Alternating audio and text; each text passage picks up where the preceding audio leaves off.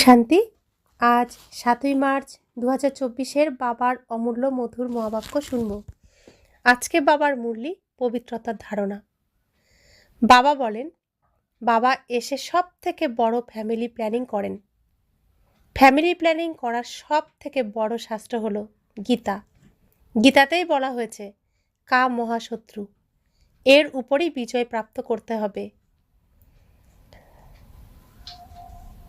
বাবা এসে অধর্মের নাশ এবং সত্য ধর্মের স্থাপনার জন্য এই পবিত্রতার কথা ধারণ করতে বলেন। সেজন্য বাবা বলেন, তোমরা বাচ্চাদের ভাই ভাইয়ের দৃষ্টিকে বিকশিত করতে হবে। প্রত্যেককে আত্মিক দৃষ্টিতে দেখে পবিত্রতার ধারণাতে নিজেকে মজবুত করতে হবে। পবিত্রতার দ্বারাই কাটার জঙ্গলের মতো দুনিয়া ফুলের বাগান হয়ে যাবে। তো এখন শুনছি বাবার অমূল্য মধুর মহাবাক্য। মিঠে মিঠে বেচে বাবার কর্তব্য হলো কাটার জঙ্গলকে বিনাশ করে ফুলের বাগান তৈরি করা। এতেই নম্বর 1 ফ্যামিলি প্ল্যানিং হয়ে যায়। আজকের মূল্যের প্রশ্ন, ফ্যামিলি প্ল্যানিংয়ের ফার্স্ট ক্লাস শাস্ত্র কোনটি এবং কিভাবে? উত্তর, গীতা হলো ফ্যামিলি প্ল্যানিংয়ের ফার্স্ট ক্লাস শাস্ত্র। কারণ গীতার দ্বারাই বাবা অনেক ধর্মের বিনাশ করে এক ধর্মের স্থাপনা করেছেন। গীতাতেই ভগবানের মহাবাক্য রয়েছে, কাম মহা শত্রু। যখন কামরূপী শত্রুর উপর বিজয় লাভ করো, তখন স্বাভাবিকভাবেই ফ্যামিলি প্ল্যানিং হয়ে যায়। এই কার্য হলো একমাত্র বাবার, এ কোনো মানুষের কার্য নয়। ওম শান্তি। শিব ভগবানুবাচ, বাবা বসে তার আত্মারূপী বাচ্চাদেরকে বোঝান যে এই দুনিয়াকে অবশ্যই আসুরি দুনিয়া বলা হবে, আর নতুন দুনিয়াকে দৈবী দুনিয়া বলা হবে। দৈবী দুনিয়ায় অল্প সংখ্যক মানুষ থাকে। এখন এই গুপ্ত কথাও কাউকে বোঝাতে হবে। যারা পরিবার পরিকল্পনা বিভাগের মন্ত্রী হন, তাদেরকেও বোঝানো উচিত। বলো, গীতার কথা অনুযায়ী ফ্যামিলি প্ল্যানিংয়ের কর্তব্য তো একমাত্র বাবার। গীতাকে তো সবাই মানে। গীতা হলোই ফ্যামিলি প্ল্যানিংয়ের শাস্ত্র। গীতার দ্বারাই বাবা নতুন দুনিয়া স্থাপন করেন। তার এই পার্ট স্বাভাবিকভাবেই ড্রামায় ফিক্সড হয়ে রয়েছে। বাবাই এসে আদি সনাতন দেবী দেবতা ধর্মের স্থাপনা করেন, অথবা পবিত্র ন্যাশনালিটি স্থাপনা করেন। নিজেকে দেবী দেবতা ধর্মেরই বলবে। গীতায় ভগবান পরিষ্কারভাবে বলেছেন যে আমি আসি এক ধর্মের স্থাপনা করতে আর বাকি সব ধর্মের বিনাশ করতে। আর এতেই ফ্যামিলি প্ল্যানিং অত্যন্ত ভালোভাবে হয়ে যাবে। সমগ্র সৃষ্টিতে জয় জয়কার হবে আর এক আদি সনাতন ধর্মের স্থাপনা হয়ে যাবে। মানুষের সংখ্যা অত্যধিক হওয়ার কারণে অনেক নোংরা অপবিত্র হয়ে গেছে। ওখানকার পশু পাখি ইত্যাদি সবই ফার্স্ট ক্লাস হবে, যা দেখলেই হৃদয় খুশিতে পরিপূর্ণ হয়ে যাবে। ভয়ের কোনো কারণ নেই।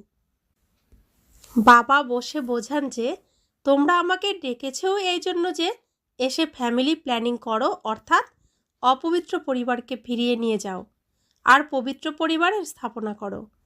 তোমরা সবাই বলতে বাবা এসো, আর এসে অপবিত্র দুনিয়ার বিনাশ করে নতুন দুনিয়া তৈরি করো।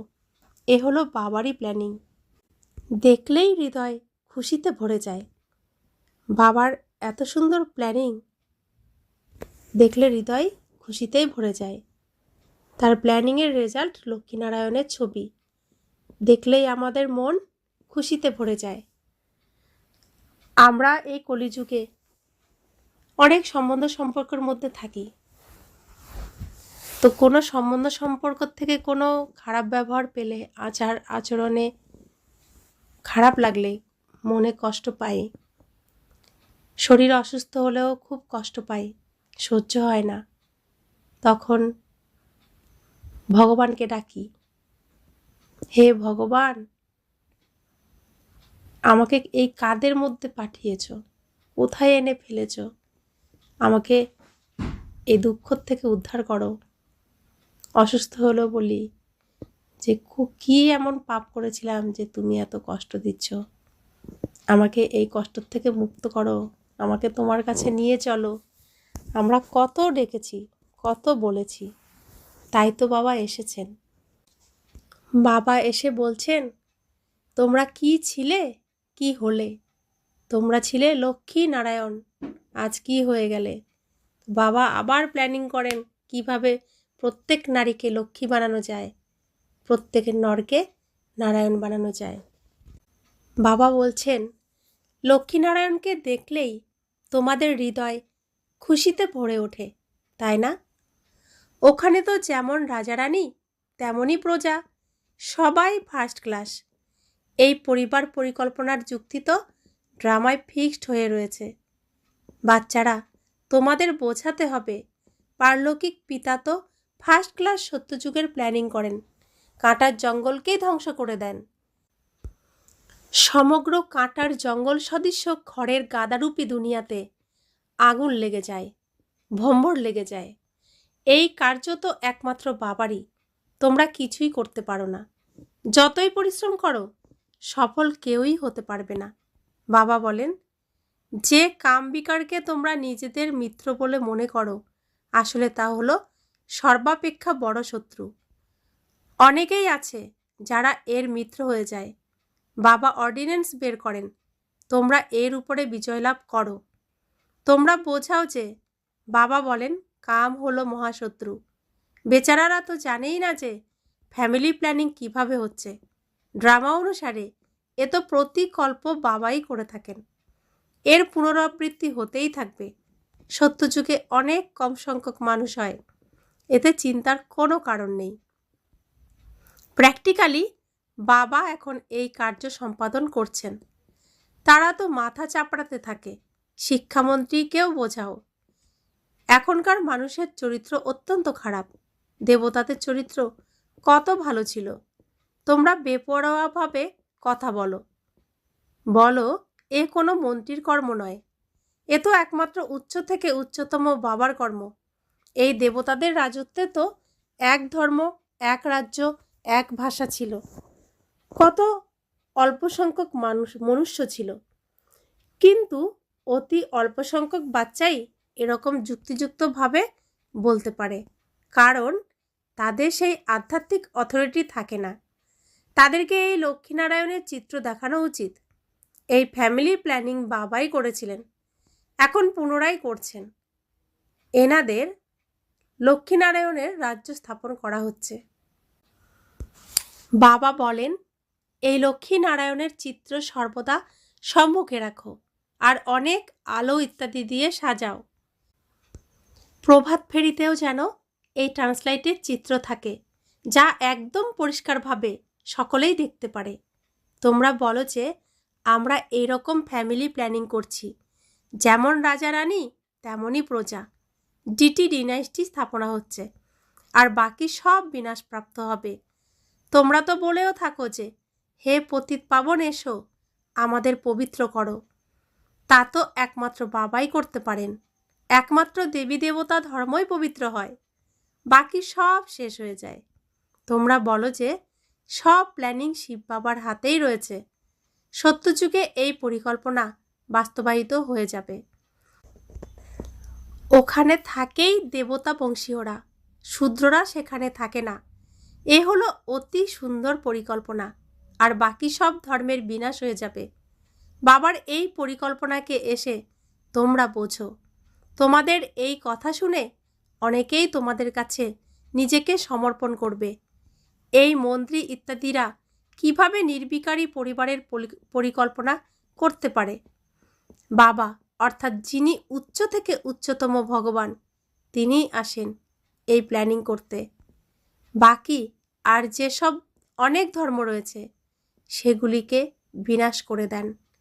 এই বিষয়টি রয়েছেই অসীম জগতের পিতার হাতে। পুরানো জিনিসকে নতুন করে দেন, নতুন দুনিয়ার স্থাপন করে পুরানোকে বিনাশ করে দেন। এও ড্রামায় ফিক্সড হয়ে রয়েছে। তোমাদের বোঝানো উচিত যে বোনেরা এবং ভাইয়েরা, বাবা তোমাদের বলছেন যে এই সৃষ্টিচক্রের আদি মধ্য অন্তকে তোমরা জানো না। সত্যযুগের প্রারম্ভে না এত মানুষ থাকে আর না ফ্যামিলি প্ল্যানিংয়ের কথা বাবা বলেন। প্রথমে তোমরা সৃষ্টির আদি মধ্য অন্তকে এসে বোঝো বাবাই সদ্গতি দাতা। সদ্গতি অর্থাৎ সত্যযুগের মানুষ। প্রথম প্রথম এই দেবী দেবতারা অতি অল্প সংখ্যক ছিল। সেই ধর্ম ছিল ফার্স্ট ক্লাস। ফুলেদের জন্য বাবা ফার্স্ট ক্লাস প্ল্যানিং তৈরি করেন। কাম হলো মহাশত্রু। আজকাল তো এর জন্য প্রাণও দিয়ে দেয়। কারোর সাথে প্রেম থাকে, মা বাবা যদি বিয়ে না দেয়, ব্যাস তাহলে ঘরেই শোরগোল ঝামেলা শুরু করে দেয়। এ হলো অপবিত্র দুনিয়া। সকলেই একে অপরকে কাঁটা ফোটাতে থাকে। সত্যযুগে তো পুষ্প বর্ষণ হয়। তাই এমন এমন বিচার সাগর মন্থন করো। বাবা ইশারা দিতে থাকেন, তোমরা এদের রিফাইন করো। চিত্রও ভিন্ন ভিন্ন প্রকারের তৈরি করা হয়। ড্রামা অনুসারে যা কিছুই হয় তা সবই সঠিক। কাউকে বোঝানোও অনেক সহজ। সকলের ধ্যানকে বাবার দিকে আকর্ষণ করতে হবে। এই কার্য একমাত্র বাবারই। এখন এই কার্য তো বাবা উপরে বসে করবেন না। তিনি বলেনও যে যখন যখন ধর্মের অতি গ্লানি হয়, যখন রাজ্য আসুরীয় হয়ে যায়, তখনই আমি এসে এই সব কিছুর বিনাশ করে দৈবী রাজ্যে স্থাপনা করি। মানুষ তো অজ্ঞানতার নিদ্রায় আচ্ছন্ন হয়ে রয়েছে। এই সব কিছুই বিনাশ প্রাপ্ত হবে। যারা নির্বিকারী হয় তাদেরই পরিবার এসে এখানে রাজত্ব করে। গায়নও রয়েছে, ব্রহ্মার দ্বারা স্থাপনা। কিসের? এই পরিবারের। এই পরিকল্পনায় এখন হচ্ছে। ব্রহ্মাকুমারীরা পবিত্র হয়, তাহলে তাদের জন্য অবশ্যই পবিত্র দুনিয়া চাই। এই পুরুষোত্তম সঙ্গম যুগ অতি ক্ষুদ্র। এই অতি অল্প সময়ের মধ্যে কত ভালো প্ল্যানিং করে দেন। এই সৃষ্টিতে একটা বছরের শুরুর থেকে শেষের মধ্যে আমরা 6টা ঋতু পাই। তার মধ্যে বসন্ত ঋতু খুব সুন্দর ঋতু আর খুব ছোট ঋতু। সরস্বতী পুজোর দিন বসন্ত ঋতু শুরু হয় আর হোলির দিন বসন্ত ঋতু শেষ হয়। তো এইটুকু সময়ে অনেক অনেক গাছে ফুল ফোটে। কিছু কিছু গাছ আছে সব পাতা ঝরে যায়, পুরো গাছে ফুলে ভর্তি থাকে। সেই ফুল থেকে আবার ফল হয়, আবার নতুন চারা বেরোয়, আবার গাছে নতুন নতুন পাতা হয়ে গাছ সেজে ওঠে। আমরা প্রকৃতিতে দেখতে পাই। সব গাছ হয় না, কিছু কিছু গাছ। আর বসন্ত ঋতুতেই হয়। বসন্ত ঋতু যেমন বছরের শেষ সময়ে আসে, সবাই অনুভব করতেও পারে না, ঠিক সেরকম সত্যযুগ থেকে কলিযুগ পর্যন্ত 4টে যুগকে আমরা পাই। প্রত্যেকে এই যুগ সম্পর্কে জানি, প্রত্যেকেই জানি। তারপরে এই সৃষ্টির শেষে একটি যুগ আসে 100 বছরের, তা হলো সঙ্গম যুগ। খুব অল্প সময়ের যুগ। আর এখানেও সব আত্মারা আসতে পারেন না, সবাই সঙ্গম যুগকে জানেও না, জানতেও পারে না। তো শ্রেষ্ঠ শ্রেষ্ঠ আত্মারাই এই সঙ্গম যুগে আসতে পারে। তো এই সৃষ্টিতেও এই কল্পবৃক্ষরূপী যে আমাদের মনুষ্য সৃষ্টির যে গাছ রয়েছে, কল্পবৃক্ষ রয়েছে, সেই গাছেরও এই শেষ সময়ে সমস্ত পাতা ঝরে যায় আর কিছু কিছু সুন্দর সুন্দর ফুল থেকে যায়। আবার নতুন যুগ আসে, সত্যযুগ আসে, আবার এই নাটক রিপিট হতে থাকে, চলতে থাকে। বাবা সকলের হিসেব নিকেশ চুক্ত করিয়ে নিজের ঘরে নিয়ে যান। এত সব নোংরা অপবিত্র তো সেখানে নিয়ে যাবেন না। ছি ছি অর্থাৎ অপবিত্র আত্মারা যেতে পারে না, তাই বাবা এসে ফুলে পরিণত করে নিয়ে যান। এমন এমন কথার উপর বিচার সাগর মন্থন করো, তোমরা রিয়েলাইজেশন করতে থাকো। বাবা বলেন, আমি এক ধর্মে স্থাপনা করার জন্য তোমাদের রিহার্সাল করাই। এই পরিবার পরিকল্পনা কে করেন? বাবা বলেন যে আমি কল্পপূর্বের মতন নিজের কার্য করছি। আহ্বানও করে, অপবিত্র পতিত ফ্যামিলিকে পরিবর্তিত করে পবিত্র ফ্যামিলি স্থাপন করো। এই সময় সকলেই পতিত। বিবাহের জন্য লক্ষ লক্ষ টাকা খরচ করে, তারা কত অনুষ্ঠান করে এবং আরোই পবিত্র থাকার বদলে অপবিত্র হয়ে যায়। বাচ্চারা, তোমাদের এখন এই ঈশ্বরীয় কার্য ধান্দা করা উচিত। সকলকে বোঝানো উচিত। সকলেই আসুরি অজ্ঞানতার নিদ্রায় আচ্ছন্ন হয়ে রয়েছে, তাদের জাগ্রত করা উচিত। নিজে সুন্দর গৌর হয়ে অন্যদেরও এমন বানাও, তবেই বাবার ভালোবাসা পাবে। সেবাই যদি না করো তবে আর কি পাবে? যদি কেউ বাদশাহ হয় তবে তো সে অবশ্যই কিছু ভালো কর্ম করেছে, এ তো যে কেউ বুঝতে পারে। এরা রাজা রানী, আমরা দাসদাসী, তাহলে অবশ্যই পূর্বজন্মে এমনই কিছু কর্ম করেছি। খারাপ কর্ম করলে জন্মও খারাপ হয়, কর্মের গতি চলতেই থাকে। এখন বাবা তোমাদের ভালো কর্ম শেখাচ্ছেন, ওখানেও এমন অবশ্যই বুঝতে পারবে যে পূর্বজন্মের কর্ম অনুসারেই এমন হয়েছি, কিন্তু কি কর্ম করেছি তা জানবে না। কর্মের গায়নও স্মরণ হবে। যে যত ভালো কর্ম করে সে তত উচ্চ পদ লাভ করে। উচ্চ শ্রেষ্ঠ কর্মের দ্বারাই উচ্চ মহান হয়ে যায়। ভালো কর্ম না করলে ঝাড়ু দেয়, অন্যের বোঝা ওঠায়, একে তো কর্মফলই বলা হবে, তাই না? কর্মের থিওরি চলতেই থাকে, শ্রীমত অনুসারেই সুকর্ম হয়। কোথায় বাদশাহ আর কোথায় দাসদাসী? বাবা বলেন, এখন ফলো ফাদার, আমার শ্রীমত অনুসারে যদি চলো তবে উচ্চপদ লাভ করবে। বাবা সাক্ষাৎকারও করান। এই মাম্মা বাবা, ব্রহ্মা বাবা আর বাচ্চারা এত মহান, এত উচ্চ হয়ে যায়, এও তো কর্মের জন্যই, তাই না? অনেক বাচ্চারা আবার কর্মকে বুঝতে পারে না, পরে সকলেরই সাক্ষাৎকার হবে। সঠিকভাবে পড়লে লিখলে তবেই নবাব হবে, আর ক্রন্দন বা দুঃখ করলে খারাপ হবে। এ তো ওই লৌকিক পড়াশোনাতেও হয়। ভগবানুবাচ, এই সময় সমগ্র দুনিয়া কামচিতায় জ্বলে পুড়ে মরে যাচ্ছে। তারা বলে যে স্ত্রীদের নারীদের দেখলে তাদের স্থিতি খারাপ হয়ে যায়। ওখানে স্বর্গে তো স্থিতি এভাবে খারাপ হবে না। বাবা বলেন, নাম রূপ দেখোই না, তোমরা ভাই ভাইকে দেখো।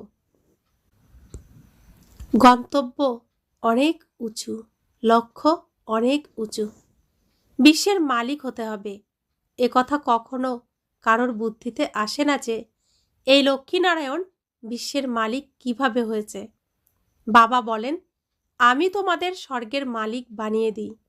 এই লক্ষ্মীনারায়ণ সর্বগুণ সম্পন্ন ছিল। আজকাল যাদের তোমরা নিউ জেনারেশন বলো, তারা কীরকম করতে থাকে? গান্ধীজি কি এই শিখিয়েছে? রামরাজ্য বানানোর যুক্তি চাই, এ তো একমাত্র বাবার কাজ। বাবা তো এভার পিওর, পবিত্র। তোমরাও 21 জন্ম পবিত্র থাকো, আবার 63 জন্মের জন্য অপবিত্র হয়ে যাও। বোঝানোর নেশাতেও মত্ত হওয়া উচিত। বাবা বাচ্চাদের বোঝান, বাচ্চারা পবিত্র হও। আমরা মানুষের জীবনকে দেখি, একটি বাচ্চা পৃথিবীতে আসে সেটাও দেখি, একজন বৃদ্ধ মানুষ পৃথিবী ছেড়ে চলে যান সেটাও আমরা দেখি। তো যখন পৃথিবীতে আসি শুদ্ধ পবিত্র ঈশ্বরীয় গুণ নিয়ে আসি, তারপর বড় হতে হতে অনেক রকম কর্ম আমরা করি, তখন নিজেই নিজের মালিক হয়ে যায়। মা বাবার সঙ্গে সেরকম সম্পর্ক থাকে না ছোটোবেলায় যেমন থাকে। আবার যখন বৃদ্ধ হয়ে যায় তখন আবার সেই ছোটোবেলার মতো হয়ে যায় মানুষ।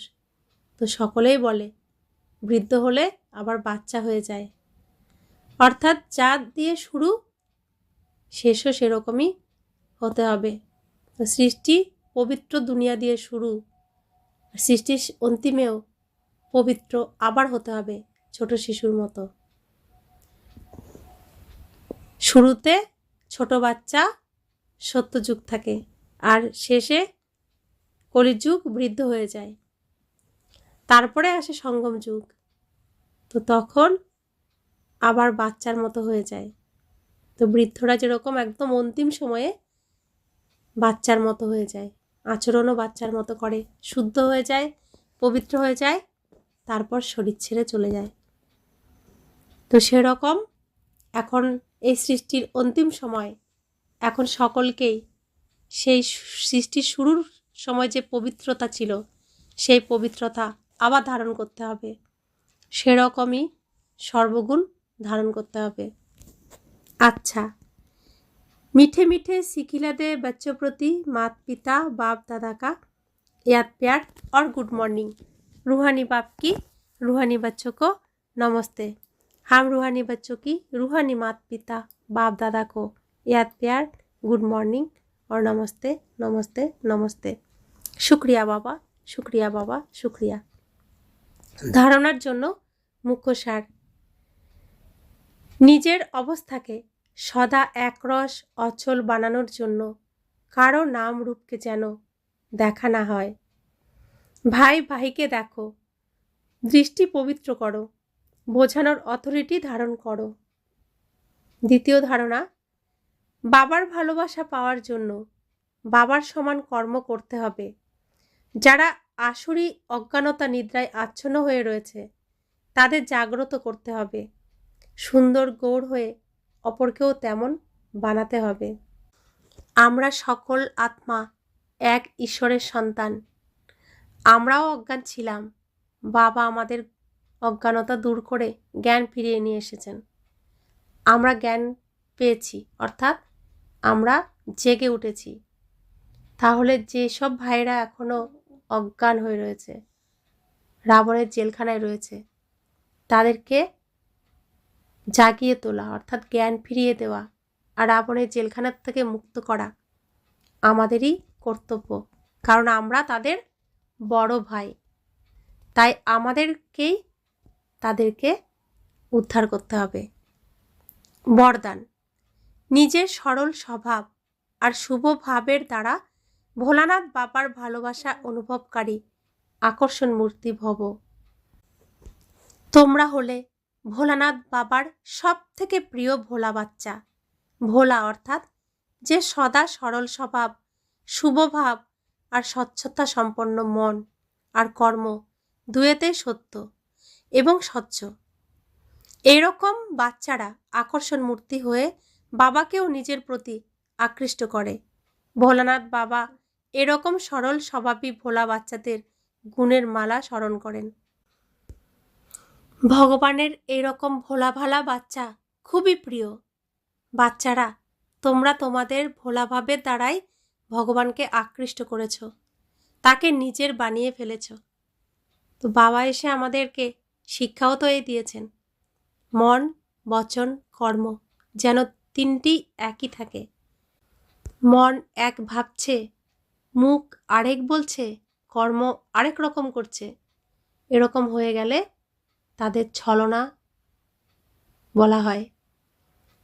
মন যা ভাবছে, মুখ তা বলছে, কর্ম তাই হচ্ছে। তো সেই বাচ্চারাই হচ্ছে সচ্চা বাচ্চা, আর বাবা সেই বাচ্চাদেরই ভালোবাসেন। স্লোগান, নিজের চেহারা আর আচার আচরণের দ্বারা গুণ এবং শক্তিগুলির গিফট দেওয়াই হলো শুভ ভাবনা, শুভ কামনা। ওম শান্তি।